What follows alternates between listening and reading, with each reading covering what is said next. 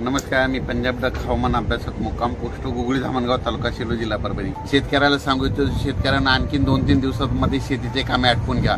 4, 5, 6, 7 जून नंतर राज्यामध्ये तो पाऊस थोडा पुढे सरकत जाईल। म्हणजे मुंबई, पुणे, नाशिक, सातारा, सांगली, सोलापूर, नगर, संभाजीनगर, जालना, बीड, परभणी, नांदेड, हिंगोली, लातूर, उस्मानाबाद आणि तसाच तो पाऊस यवतमाळकडे जाणार आहे, म्हणून हा अंदाज लक्षात द्यायचा।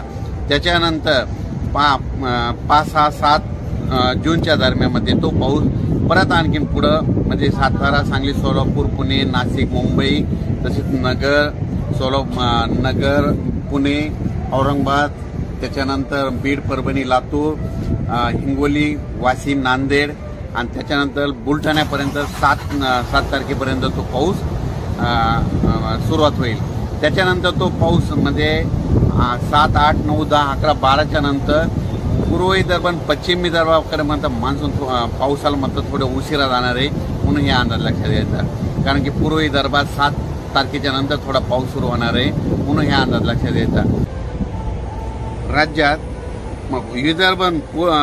विदर्भ, पश्चिम विदर्भ, पूर्व विदर्भामध्ये मात्र 7 जूनच्या नंतर पावसाला सुरुवात होणार आहे, म्हणून हे अंदाज लक्षात द्यायचा।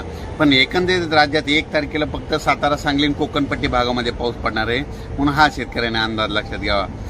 अचानक वातावरणात बदल झाला तर परत एक टेक्स्ट